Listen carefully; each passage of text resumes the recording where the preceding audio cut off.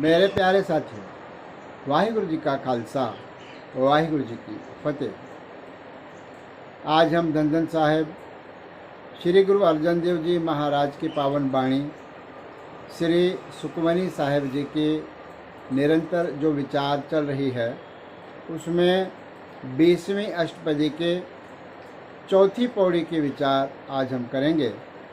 आओ चित्त वृत्तियों को एकाग्र करके गुरु महाराज इसमें हमें क्या उपदेश कर रहे हैं, उस उपदेश का जो अर्थ है वो समझने का प्रयत्न करें। पौड़ी इस प्रकार से आरंभ है। सो क्यों विसरे जे घाल ना भाने। गुरु महाराज कथन कर रहे हैं कि हम उस परमेश्वर को क्यों भूलें जो परमेश्वर हमारे किए हुए मेहनत को कभी नहीं भूलता।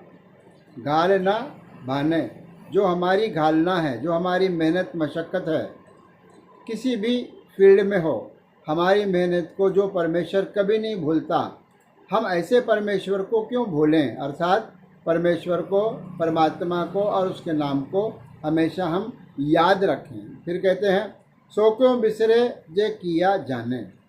इस प्रकार से उस प्रभु को हम कैसे भूलें जिसने किया, जो कुछ भी हम करते हैं उसको वो जानता है और उसका वो महत्व रखता है।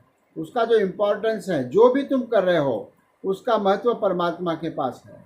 इसलिए ऐसे परमात्मा को हम क्यों भूलें जो हमारे अच्छे कर्मों का सब हिसाब रख के हमें उन कर्मों के प्रति हमारा जो महत्व है उस महत्व को अपने पास रखता है। फिर कहते हैं सो क्यों विसरे जिन सब कुछ दिया। ऐसे परमात्मा को हम क्यों विसर जाएं, ऐसे परमेश्वर के नाम को हम क्यों विसर जाएं जिसने हमें सब कुछ दिया। दिया का अर्थ है जो कुछ भी हमारे पास है वह परमात्मा का दिया हुआ है। ऐसे परमात्मा को हम क्यों भूल जाएं, अर्थात याद रखें। फिर कहते हैं सो क्यों विसरे जे जीवन जिया। ऐसे परमात्मा को, सो का अर्थ है उस परमात्मा को हम क्यों भूलें, हम कैसे भूल सकते हैं जिसने हमें जीवन का दान दिया है। जो हम जीवन जी रहे हैं यह जीवन भी उस प्रभु परमात्मा का ही दिया हुआ है। इसलिए हम ऐसे प्रभु को, ऐसे परमात्मा को कैसे भूल सकते हैं। सो क्यों विसरे जे अगन में राखे। ऐसे परमेश्वर को हम कैसे भूल सकते हैं जिसने माता के गर्भ में जो गर्भ अग्नि है उसमें भी हमें रखा है, संभाल के हमारी रक्षा की है। जो अग्नि है, उस अग्नि, माता के गर्भ की जो अग्नि है, उस अग्नि में भी बालपन में, बचपन में, जब हम संसार में नहीं आए थे, माता के गर्भ में थे, उस माता के गर्भ में भी जिस परमात्मा ने हमारी रक्षा की है, ऐसे परमेश्वर को हम कैसे भूल सकते हैं। फिर कहते हैं गुरु प्रसाद को बिरला लाख है। लेकिन इस बात को, इस तत्व को, इस सूक्ष्म बात को कौन समझ सकता है।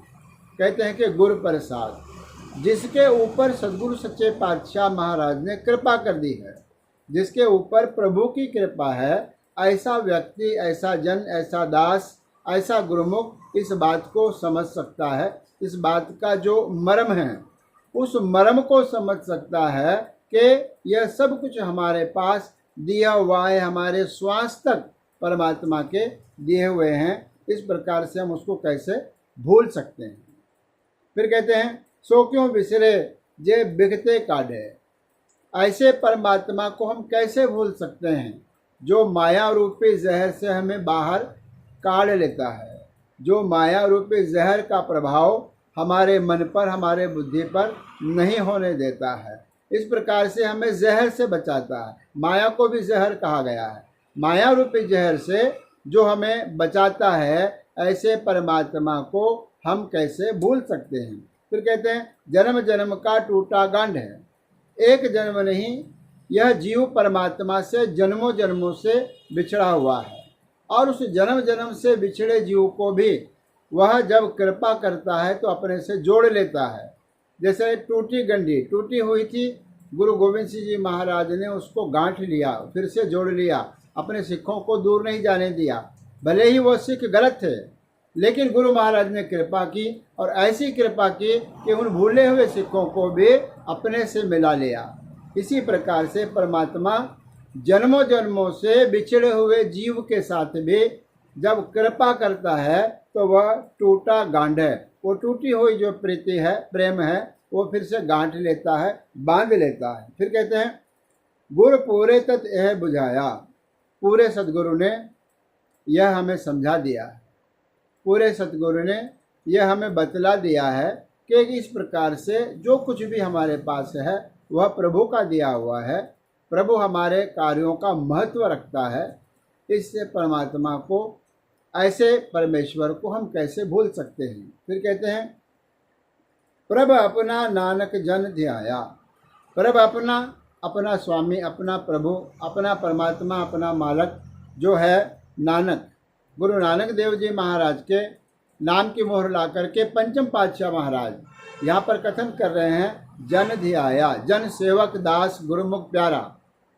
उस प्यारे गुरुमुख ने, उस सेवक ने, उस भगत ने, उस दास ने अपने प्रभु को उसी की कृपा के द्वारा, गुरु की कृपा के द्वारा ध्याया, अर्थात उसके नाम का स्मरण किया है, उसके नाम को ध्याया है, याद किया है, चेत्य किया है, अर्थात उसका जाप किया है। ऐसा ही व्यक्ति मोक्ष का अधिकारी बनता है। यह बड़ी सुंदर विचार गुरु महाराज ने चौथी पौड़ी में हमें समझाई है। पांचवी पौड़ी के विचार हम परसों करेंगे। आज इतना ही। धन्यवाद।